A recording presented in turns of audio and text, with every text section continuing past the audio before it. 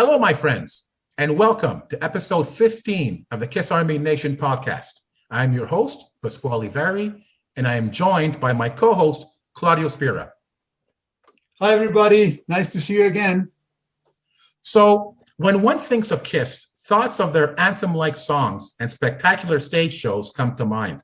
However, just as important are their legions of fans. In the mid-70s, they became known as the Kiss Army. One man was responsible for all this. Kiss Army, we are proud to have with us the man himself, Bill Starkey. Hello, Bill. Hello. Let me correct you in the beginning. There's actually two. I have to add my co-founder Jay Evans. Jay Evans, of course, because many times Jay gets shorted, but we'll get that correct right from the get-go. Your first question, sir. Well, listen, I'm going to be a little bit of a fanboy because, okay, as you know, Bill, I've been wanting to meet you for a long time, and this is the closest we've come to actually meeting. A few years ago, you did an intro for me for one of my Kiss Cruise videos, for my Kiss Army Nation TV videos, and since then I've been wanting to meet you, and this is the closest we've come. And it's obvious that Kiss fans know the origin story of the Kiss Army. Right. But I think that not only diehards, but the casual fans and even non-fans listen to this podcast because this podcast is about a shared musical experience. And really, it's that experience, whether it's Kiss or Alice Cooper, that brings us together. So for me, for those fans, tell us how the Kiss Army came about. All right. I'll try to be kind of brief without rambling on. In the 1970s, most of the vinyl records in the United States were made in Terre Haute. And my father worked there in a factory. He was an expediter. He shipped out records. And he worked basically for the Warner Brothers account. And at the time, Warner Brothers shipped out Casablanca's records. And sometimes there was perks that went with the job, like free tickets or free records. And I could get records, but of course they could only be Warner Brothers records and stuff like that. And my dad wanted to take me to my first rock concert. It was all his idea. And he said, do you want to go see somebody? And I picked out Deep Purple. And they were going to play in Indianapolis in such and such time. And he was decided, since they were under Warner Brothers, he was going to try to get the tickets. And unfortunately, the concert sold out quicker than he could get the tickets. So he also knew that I liked Kiss. And they shipped out Kiss records, but he didn't ship out near the records it did for Deep Purple. But he knew that Kiss was touring a lot. So he said, how would you like to go see Kiss? I know you got the first two albums, and they're, kind of off the wall as far as he was concerned the way they look. And I said, sure. So he took me and my brother, and December the 8th, 1974, on a Sunday night, we drove 110 miles to Evansville, Indiana, to see Kiss with ZZ Top and Point Blank. And when we got there, the lady, I guess something at will call messed up, and the tickets didn't show. And I guess my dad, I don't know what, he got down on his knees and begged or something, but eventually the lady let us into the show after the show had already gotten in for nothing. And so we're in there, and I guess the band Point Blank was playing, and we sat and watched them. And of course, this was my first concert. And Kiss came out and just blew me away. I mean, they were loud. They were the whole experience was nothing like I expected, with the visuals, the pyro, the sirens, and their energy. And then the songs sounded so much different live than they did on the studio. And my father got a big kick out of it. He was not a fan at all of metal. And I think he enjoyed the camaraderie that Kiss had with the audience and the back and forth that they had, and then how everybody got involved. And then ZZ Top came out and played a couple songs, and my dad turned to me and he said, have you seen everything you wanted to see? And I think he was kind of like thinking, well, how could we just top what we had just seen? And I said, exactly. Yeah, I agree. So let's go, because it's a long 3-hour drive and I got to go to school the next day. So here I am going back to school, and I get on the school bus like the typical geek that I was, and I find my friend Jay Evans, who's riding on the bus, and I said, because Jay had also had the Kiss albums too, and I said, hey, I went to my first rock concert last night, and I saw Kiss, and they were tremendous. And Jay kind of was level-headed about it. He kind of brought me down. I said, well, you know what? You really never see me in the show, so let's just wait and see. You know, I know you're pretty excited and all this, and I'm just saying, hey, they were unlike anything I'd ever imagined, and the song sounded so much different live. And just so happened that 2 weeks after that, my father found out that Kiss was playing in Indianapolis. And he dared my mom this time to take, because he says, Jane, you got to go see these guys. They do this and they do that, and it's quite a show. So she took him up on the dare, and we went to it was called Christmas Jam, and it was a 5-hour concert. And the headliner was REO Speedwagon, but there was also bands, I think Quicksilver, Messenger Service, Hydra, and a couple other unknown bands. And this was a 5-hour show. We sat through all these bands to get to Kiss. Rush was on the bill. They didn't show. And after REO Speedwagon left or finished playing, everybody left the arena pretty much. And the guy said, stay around and see Kiss. Well, only people like me who knew what Kiss was like before, knew what to expect. So we stuck around, and they didn't come out until like Sunday morning, 12:30, after most of the place was cleared. This is at the little old rinky-dink convention center downtown, which they don't even have concerts anymore. It's a convention center. And again, Kiss kicked butt. And again, I went back to school. I said, Jay, to see him twice now, and they're the real deal. And so it perked his interest and all that. So then we decided we usually, our meeting places was in my basement. We were like Wayne and Garth from Wayne's World. We were two guys that weren't on the football team or weren't, getting all the girls. But Jay had good grades. I majored in study hall, but we did like rock and roll, and that was our escape. And Jay had an idea to call up the radio station, because back then you could call up and request music, and generally they would fulfill your request. Maybe it was after 11:30 or whenever their top rating times decline, but for Kiss they wouldn't do that.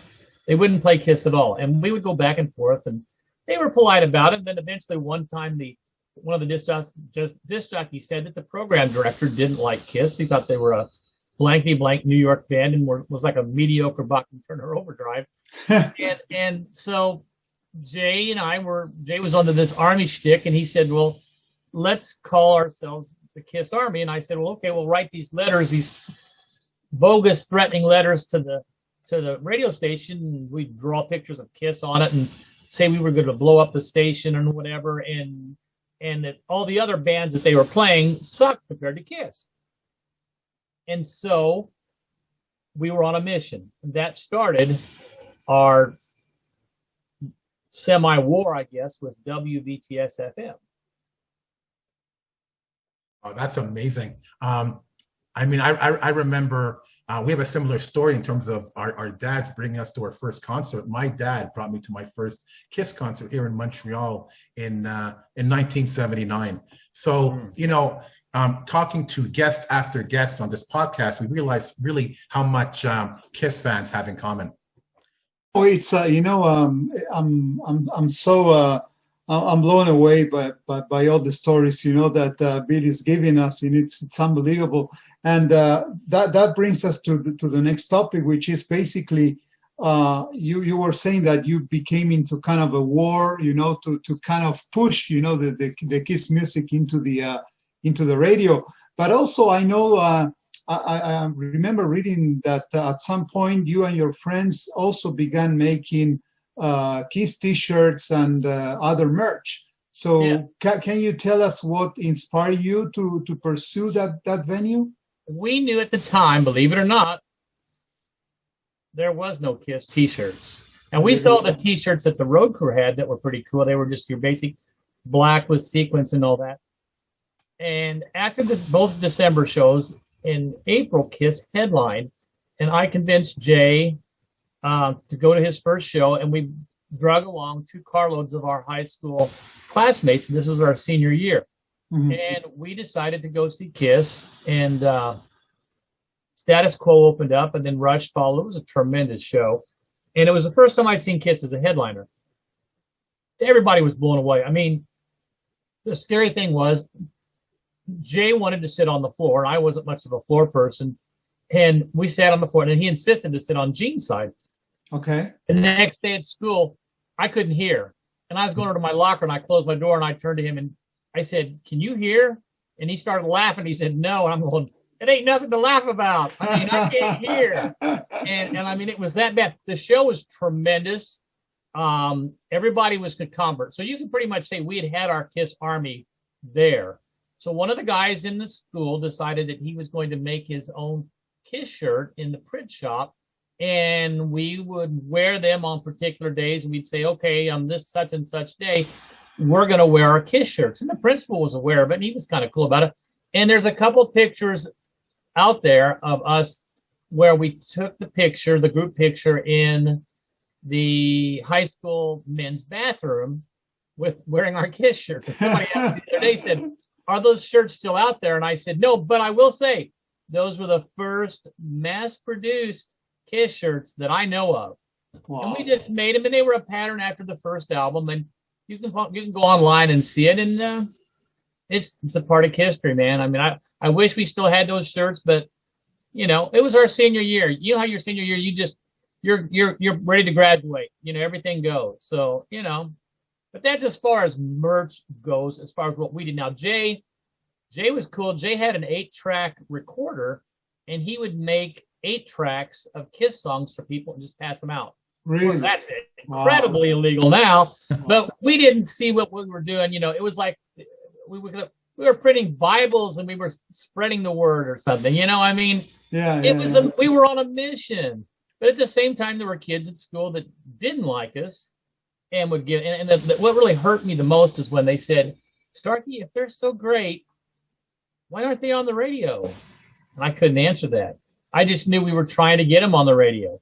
Or some people would just they'd be really arrogant. They say, kiss my ass, you know? And yeah. Okay. This is what we went up against, you know? So we made our own shirts, and it was like our own little gathering. And those same people would also call the radio station and request KISS music. Mm-hmm. Mm-hmm. Hey, Bill, just a follow-up question on this. Did the band ever become aware of your efforts to kind of make these T-shirts and try to promote the band? So how did that happen? So when was that? I can't take credit for the organization of the fan club, because I had heard through the grapevine many years later that KISS was looking for a fan club and that they had contacted Boutwell Enterprises. And the only thing that they really needed, the coup de grace, was a name. But they were already looking at a fan club. How KISS's management contacted me and found out about me was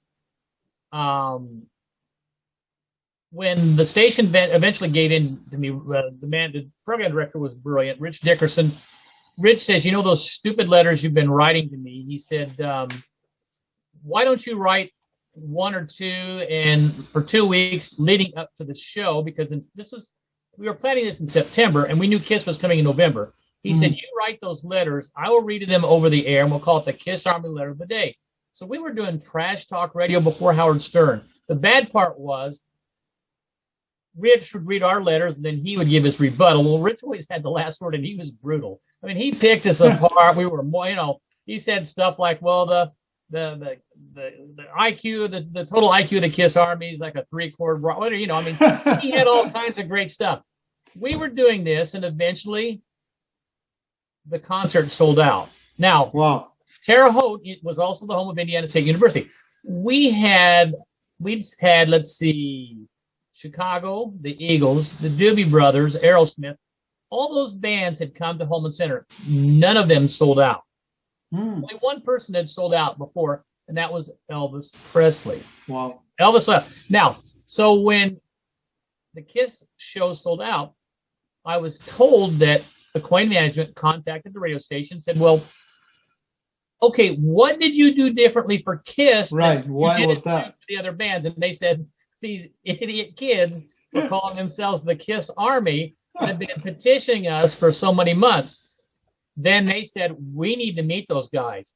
So when I was told by, believe it or not, it was Rich Dickerson's wife, Tricia, told me, she was jumping up and down. She says, the concert sold out and KISS wants to meet you. I was like, I don't want to meet KISS. I mean, to me, They were the strangest, most macabre, darkest group of dudes we ever. Because I mean, they were nothing like. I mean, you didn't know what they sounded like. You didn't know anything personal about them. They were very mysterious. So I wasn't really sure I wanted to meet them. You know, and that's how Coin Management found out about what we were doing. I remember years ago, I was driving to my girlfriend's and I was listening to my local radio station, and they were putting down Kiss. Oh. And I got so upset, I turned the car around, went home, and I wrote to DJ a nasty email. and I got angry because he dissed Kiss. A local rock station of all places dissed Kiss. So what exactly made you take matters into your own hands in terms of making the local radio station play Kiss? Well, it just became a mission between us because after Jay had seen him and I had seen him, we knew that there was something special about these guys because we had been to these. I had been to see the Doobie Brothers. I had been to see the Eagles. I had been to see all the bands that came through because that's what we did. We didn't have anything else to do. Concerts were $5 a ticket. You know, any of us riffraff get in there. We saw these bands. We heard their music on the radio constantly. And we thought that Kiss just wasn't getting a fair shake. It really was all about the music. It wasn't about the stage show or anything else. We thought the music was good, and we just thought it deserved a fair chance. I mean, and then I think what helped us in September was when Kiss Alive came out, because I think then the station started picking up, and then also another radio station came into existence, WPFR, and they were more undergroundish, and they started playing this stuff. We didn't have any trouble getting WPFR on our side. I mean, that they gave in real quick. I mean, Play Kiss or whatever, they were doing it. And of course, their ratings probably weren't where BTS was, but having Kiss Alive come out in September really helped. Here's the really funny thing that I'll never forget when I got a call one day from the radio station. They said, you know, can you bring your albums over to the station now and we'll make copies? And I said, why? And they said, because the program director, when he was upset, he got rid of them or something. I mean, that was so funny. Here I was. I didn't have a job. I didn't have a car. So I had to borrow my mom's car. I'm taking my Kiss albums under my. I said, Mom, I got to go. I'm going down to the radio station, and they're gonna borrow my Kiss record so they can make the singles on whatever they were using back then in the 70s. That was so weird. And my mom was like, what the hell is he doing? You know, he doesn't have a job. It's just Kiss stuff, you know?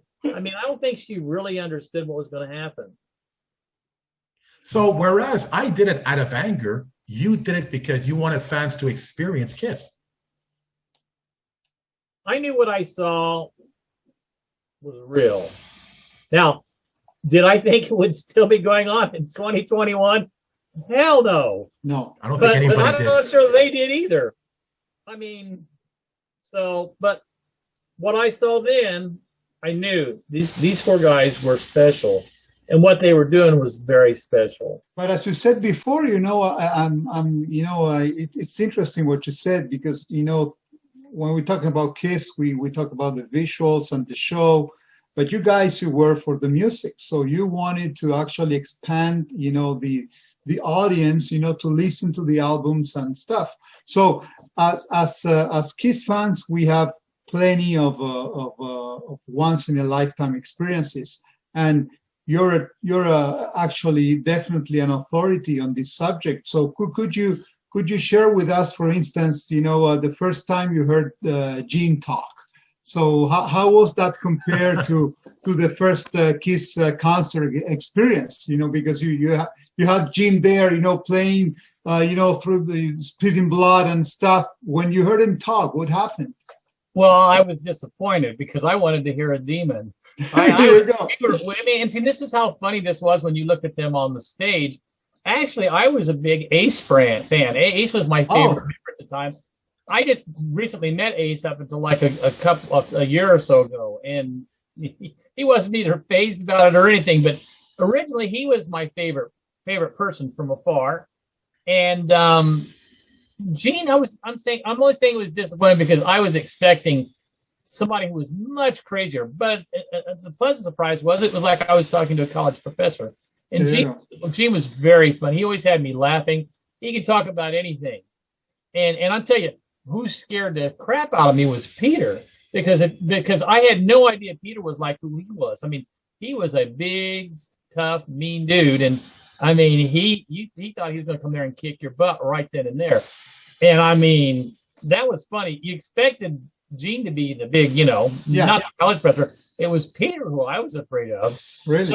So meeting them was nothing like their first concert experience, because that first concert experience, you had no idea what that was going on, because you got to remember, there wasn't a YouTube, there wasn't any, you didn't see, the only time I'd seen Kiss live was on Don Kirshner's rock concert, which was the first time I saw them. Uh-huh.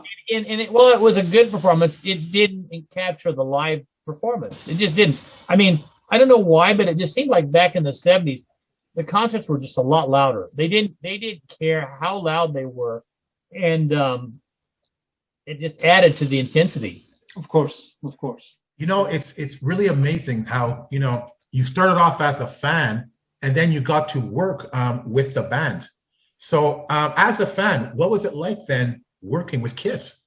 Well, I got kind of big-headed because that same kind of enthusiasm that got the Kiss Army recognized, I thought that would work for me on everything, and it just doesn't work that way, So it was a volunteer army, I would say. I wasn't really working for them. I was taking orders from Mr. Alan Miller, and back then the only merchandising Kiss had was maybe a couple T-shirts, a couple belt buckles, and a newsletter. That was about it, and you only heard from them 4 times a year, and so it was nothing like you're seeing today. But like I said, the sad thing, I was a sickly fan. That was bad, because I would have killed for them. And, that you can't be that way.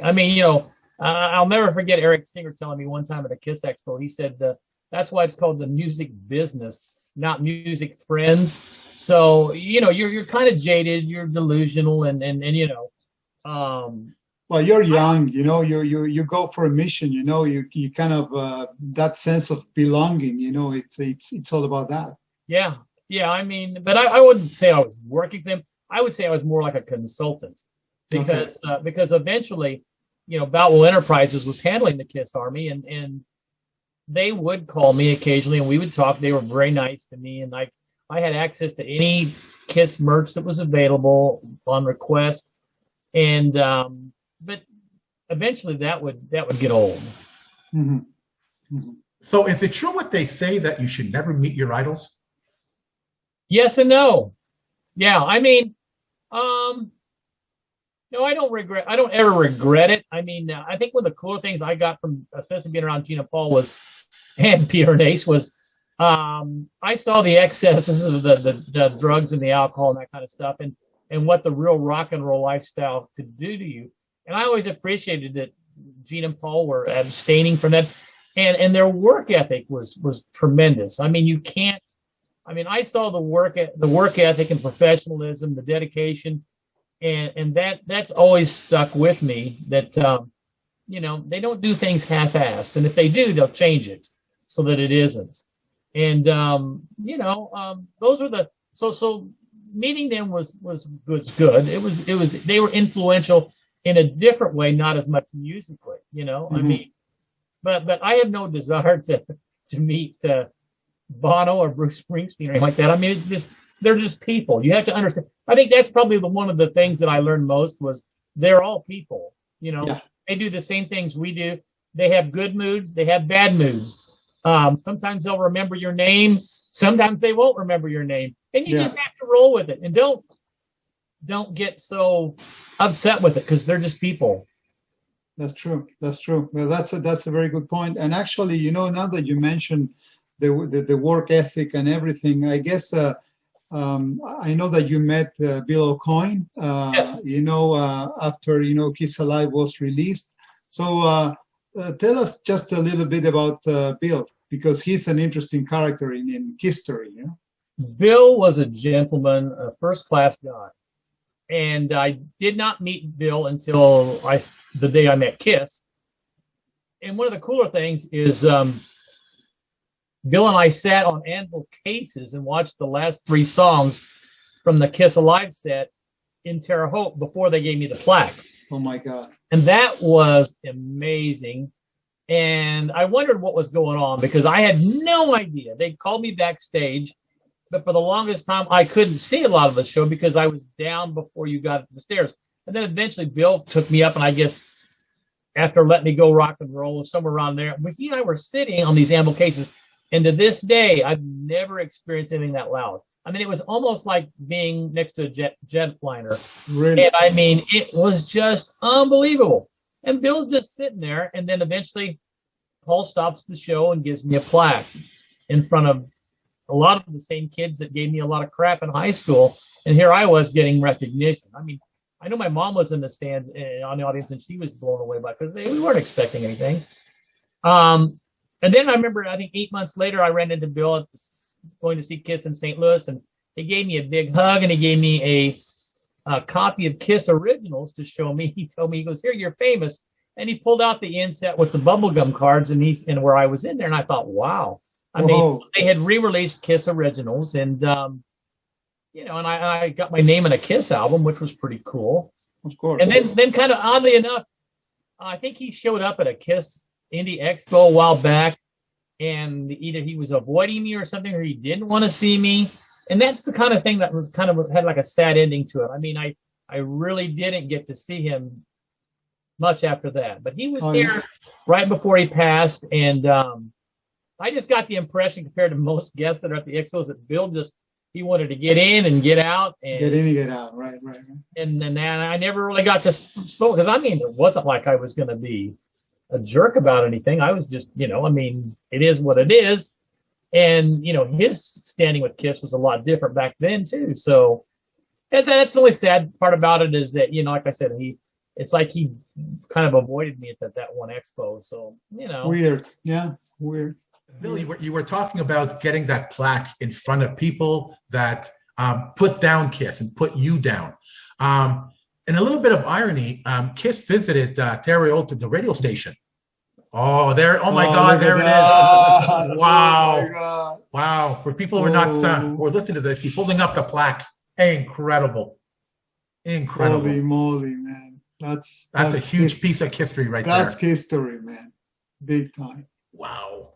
I like it. I'm not gonna be buried with it, but not a Kiss coffin or anything like that. Lovely. But can you show it again? Can you show it again as you saw? Yeah. Because now it's bigger there. Look at that. I'll get the glare off of it there, so sort of.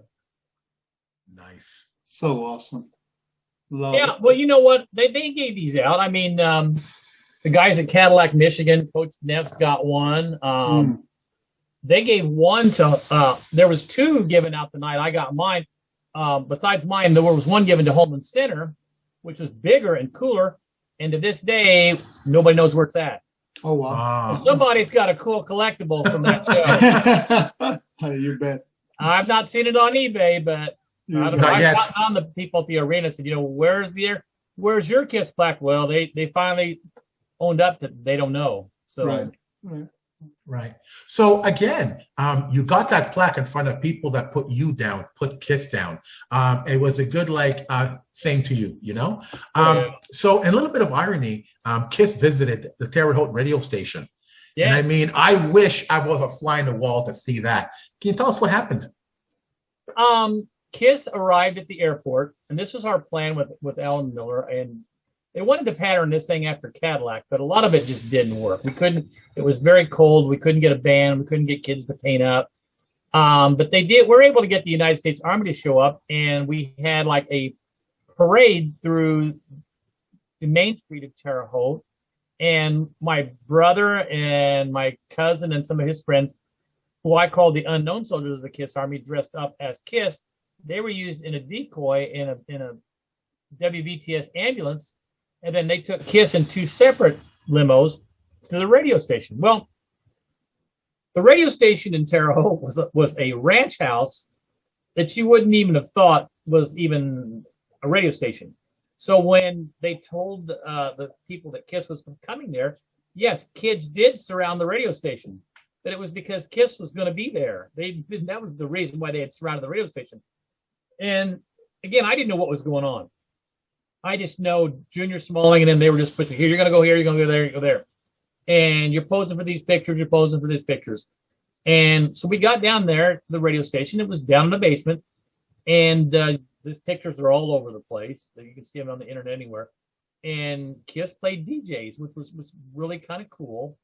And again, it was part of the, I guess, the end of the saga where, finally Kiss comes back to WVTS and then they're playing the records.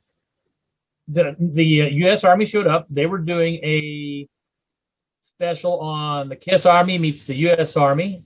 And then the mayor of Terre Haute, who was Bill Bright at the time, sent a representative and gave Kiss the key to the city. Uh-huh. Okay. That was really cool. And then oddly enough, Junior Smalling Jr. was a very forceful person. He gave me this card and he said, I want you to go to this place, such and such. This was the after party. And it was my job to get all the girls for the Kiss party. Okay. I didn't get a date for either prom. And he asked me to get girls for Kiss. I'm like, I don't know what to, Junior says, you're going to do this. I'm like, so I screwed up there. So maybe that's why I'm not running the Kiss Army. I wasn't able good. I couldn't rile up the girls, So, I mean, all I cared about was that Jay and my unknown soldiers of the Kiss Army would get in. That's all I cared about. I didn't know how to go up and down the street and say, hey, Now, oddly, a thing, I think they got girls from St. Mary's of the Woods College, which is the Catholic. Really? Oh my God. And that might have been the only time Kiss never got laid. I don't know. I'm sorry. What can I say? That's funny. It was truly, Dazed and Confused or Wayne's World or something there. Oh, what a story, man. That's awesome. It's interesting because it sounds like, Bill, that you were a shy teenager, but Yeah. what you accomplished does not come from a shy teenager. Well, I was very lucky. It really, all that's what it does. It comes down to luck. We had no intention of meeting the band. We didn't want recognized. We just wanted to Kiss on the radio. Bill Coyne told me one time that I would be famous. Now, he didn't say I would be rich. He did say I would be famous. And I guess he was right. I mean, it is a fame kind of thing, but it's kept me grounded. Is there anything that you could have done differently? In what way? In a way that, as Pask was mentioning, for us, for Kiss fans, for the Kiss world, you're a true legend. And but at the same time, as you said before, you're kind of a shy. And could you have liked to do something different to be closer to the band or to be No, because I think that a lot of things turn out for the right reason. Okay. I do regret that nobody sat me down and said, you know what, all those plans about having the Kiss Army in Terre Haute and you having a job, we're not going to be able to do that. We're going to give it to a place out in California who already handles fan clubs. Okay. I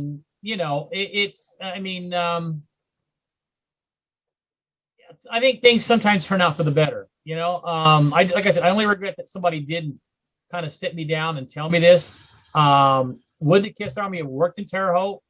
Possibly, because I was at the time working for the Columbia House Record Club, and we were doing incredible mail order stuff. And we were right in the central location of the country, so it could have been done. Would me as an 18-year-old high school kid, I don't know. And you know what? It could have been a disaster. I could have been fired. I mean, look at Kiss's track record for keeping people. Is it very good? Yeah. No, exactly. So why would I want my heart broken? So Yeah. Sometimes you think things just turn out for the right reason, Mm-hmm. And that's the way you got to look at it. I guess it's just God's way of, taking Well care said. of it. Yeah, good point. No bitterness whatsoever. I mean, no. There you go. Here's this shy kid again at a pool party in 1976 with Bob Ezrin, Coach Jim, and you were interviewed by the Rolling Stone magazine. Oh my God! What a story, man. I really, it was I was kind of mixed feelings about this.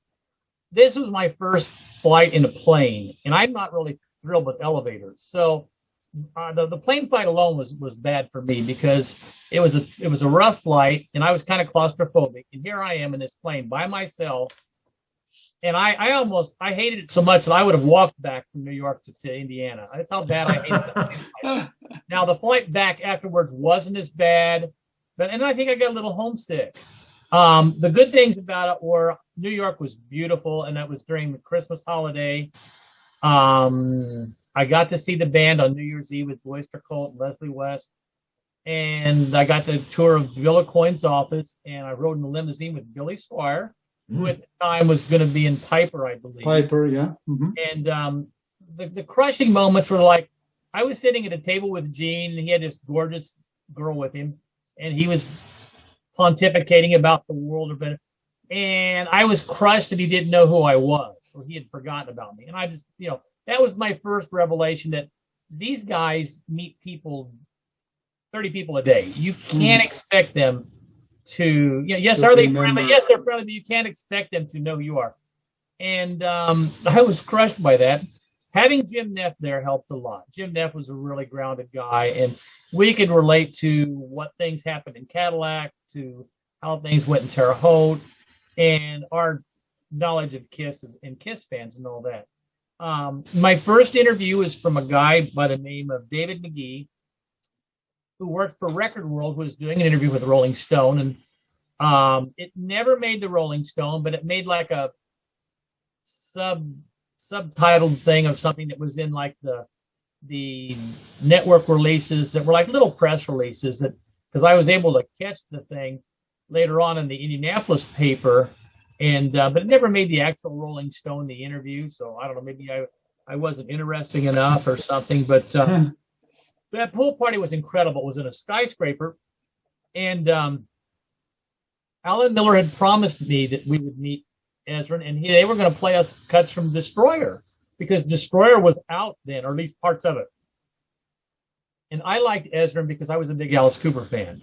Okay. And I would have wanted to meet him, and that was really cool. But it was just too much going on that day. I mean, the Kiss had family there. I mean, parents and people. And the only member of the band that actually swam was Paul. And I thought that was kind of neat. And I don't think I even saw Ace and Peter that time. Okay. But, I mean, I think I got a little homesick. And my brother told me later on that my mom was upset because she thought when I left on that plane, I was gone for good. And I didn't know that. And that bothered me, too, because that didn't happen at all. But I got to see New York. Love New York. It's really neat. And, but if I had to do it over, I would have taken somebody with me. I would have taken a camera and just soaked it all up better. I had no idea what to expect. I mean, this was their way of thanking me for the Kiss Army, just like they were thanking Jim for things that happened in Cadillac. Yeah. And that's the way you got to look at it. So, and because of that, I like New York too. So, still don't like airplanes, but I like New York. So throughout all this, you've always been humbled by your experiences. Well, thank you. I think so. I mean, that's really the only way to look at it. I mean, there has a lot of ups and downs to it. So you've got to be able to, you got to be able to adapt when things don't go your way. Like I said, having Gene not know your name and you're with a group of people, you're like, again, that needed to happen because I thought that I was something, Mm-hmm. But that stuff needs to happen, to keep you kind of grounded. Mm-hmm. And it's again, as Paz was saying, it's so nice to see, your approach with the band and being so humble, because it could have been easy, that things goes up to your head, you think you're a part of the band or whatever. But by 1977, your time with Kiss became a little bit less frequent, or kind of fading down or fading away. So what happened at that time? The attention that I was getting in 1975, it wasn't the same in 1977. And I guess my role as a consultant with Boutwell was it was just growing thin. I was working my job with Columbia House as like a mail clerk. I had my friends were kind of teasing me, saying, hey, what happened? You were supposed to be working for the band. It was supposed to be in Terre Haute and all that. And I was getting a little disgruntled. And I mean, the people at Boutwell were good people, but I mean, they even told me that they weren't really Kiss fans. They had worked on the Elton John fan club and a Queen fan club, and this was just another fan club to them. And they were kind of even surprised that Kiss was even popular, because this is the kind of conversations we had. So yeah, I mean, but see, at the same time, this is about the time when Kiss became so big that a super group, a bigger company. I mean, stuff. Things were going so fast for everybody. I mean, the solo albums were starting to come out, and we just drifted apart. I mean, I just felt that I wasn't getting the attention that I had gotten in 75 and 76, 77, 78. They were just getting huge. Yeah, things were getting too big, too big. I just wasn't sure that I was going to be. I mean, I think even at that time, McCoy was even setting up 2 offices, and I used to be able to call Alan Miller anytime I wanted, and I couldn't do that, or he wouldn't return my calls. And we just drifted apart. And then, my God, when you went into the 80s and they took their makeup off and Kiss turned into Bon Jovi, I'm like, wow. Yeah. So I mean, I didn't really come back into the fold until I'd say whenever the Revenge album came out. Okay. And a kid who knew my past with the band passed it on to me, and he said, "Hey, have you heard the new Kiss album?" But I started laughing because I haven't heard the new Kiss album in quite a while. And he said, "No, you need to listen to this one." And he was right. And then I kind of became more interested in the band again after that album. So in the 80s, you lost contact with the band completely? Completely, yeah. Oh, yeah. Oh, truly. And in the 80s was a different type of music for me anyway. I mean, because you look at the 80s, you had everybody from Springsteen to Michael Jackson to U2 to Prince. Yeah. You had new wave music. I mean, it wasn't 1975. I mean, sure. And you broaden your music tastes and things like that. And there's other shows to go see and other people to see. Mm-hmm, mm-hmm. And I just considered my past with the band just that, my past. And you just move on. It doesn't mean that you have to go forever, with that. I wasn't real thrilled with when they came out with the solo albums. I was kind of afraid then that this was a beginning of maybe the band dividing up, and I liked some of the solo albums. I wasn't sure what was going to happen.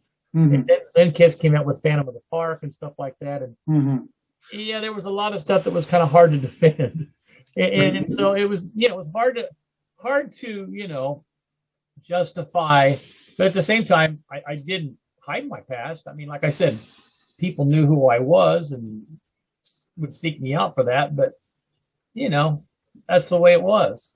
But it's interesting that what you created back in 75 stayed forever. So that's it doesn't matter if it's with makeup, without the makeup, different lineups, but what you guys created, it stayed forever.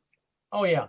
The Kiss fans I've met encompass many different decades, and it's always fun to talk to the people that who we can relate to some with. But I'm finding fewer and fewer people who can relate to my era of the early 70s. Most of the guys I know are into the 80s and all that, which is fine. I mean, if that kept the band alive, then that kept the band going. Yeah. It was the foundation of the band. Yeah, basically.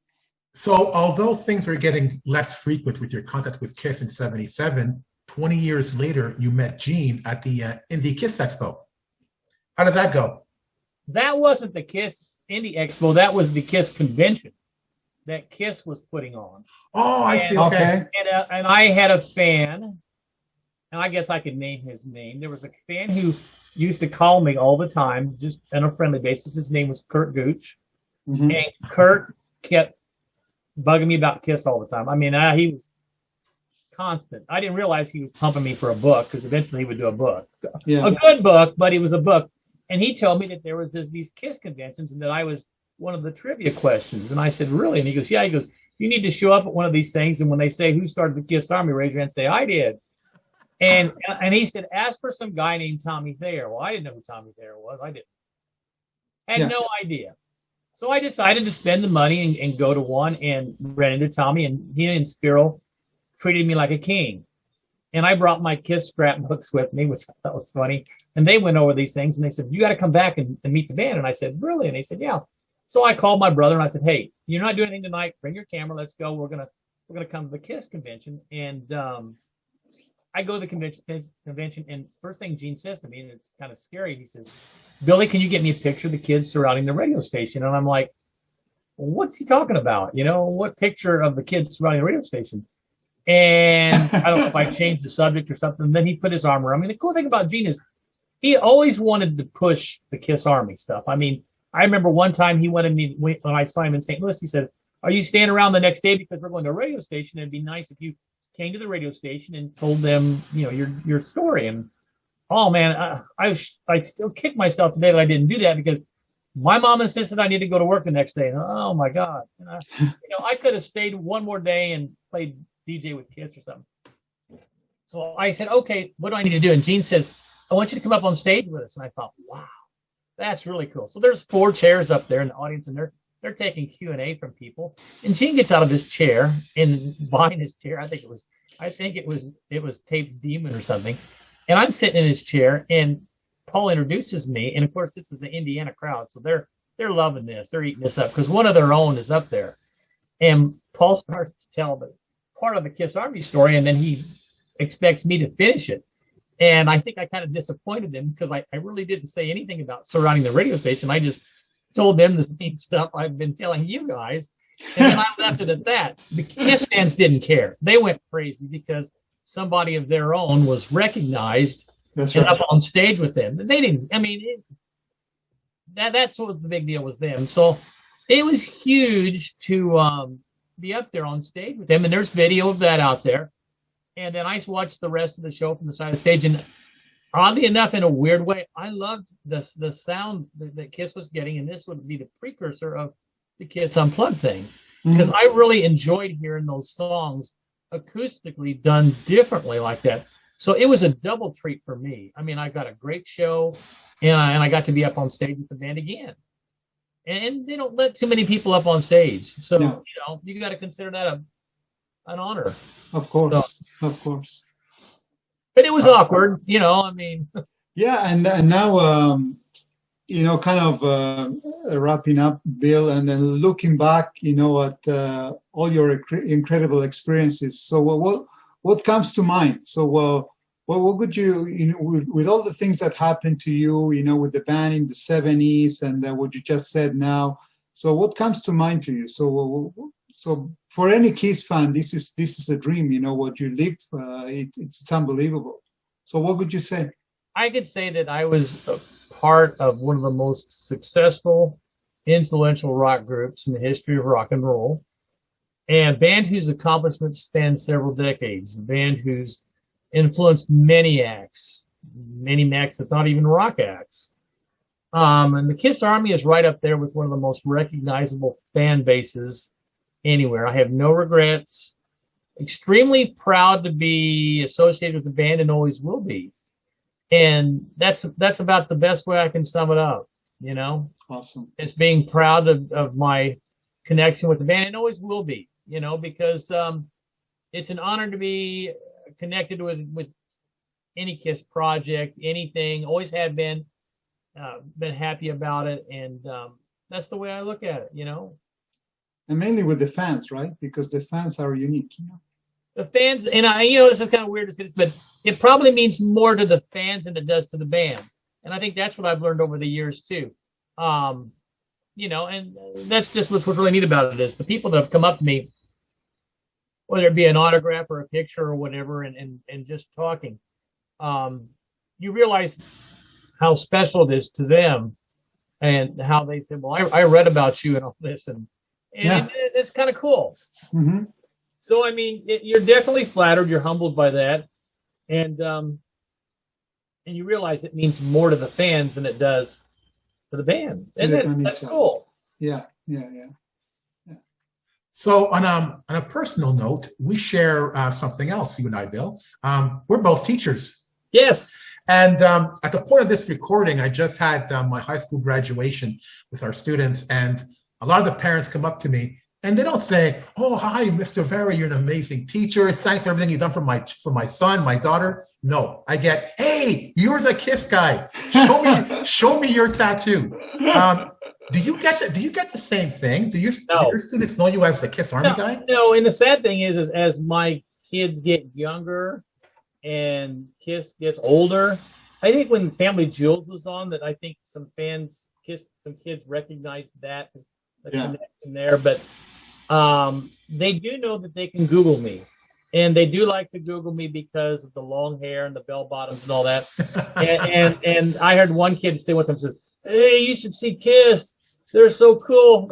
They have their own coffin." And my brother said, "Yeah, wait till they find out they have their own condoms too. You might get called into the office." So the other funny thing is, you might have a study hall situation when a couple kids and they want to break the monotony of the teaching lesson. They might say, "Well, Mr. Starkey knows KISS," and I correct him. I said, "No, KISS knows Mr. Starkey." There you go. Nice.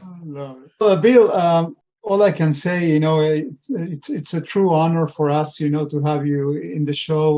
It's as Paz was saying before, the KISS Army Nation podcast. It's all about the fans, and having you as part of it, it's really mind blowing for us. And it was a genuine pleasure for us to have you on the show and to get a first-hand account of all your adventures. And it was truly a treat for us, and I'm sure for the KISS Army as well. So on behalf of all the KISS fans, and we just wanted to thank you for your time. It was a true honor. It was awesome. Thank you so much. Thank you, and it's an honor for me to be included. I never regret any times when I get to be on these podcasts and talk to fans and experience, I guess share experiences with fans. I mean, it's like I said, I never dreamed that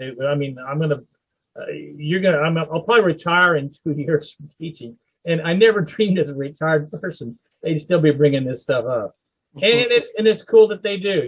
Like I said, I'm proud of my association and the KISS Army and what the band has accomplished, and just consider myself a very lucky guy. Yeah, and I guess it's a very important part of your life, right? So, and it doesn't matter what you do, but KISS is a big part of what you live for. Yeah, agree. And I will definitely second that. For me, the best part of this podcast, Bill, was to finally meet you. You are a humble, genuine, down-to-earth human being, and it was such a pleasure to meet you, talk to you, and have you on this podcast. So once again, thank you so much. Thank you. So to the KISS Army, thank you so much for listening, and we hope you enjoyed the show. Remember, never stop rocking. Take care, everyone. Thank you.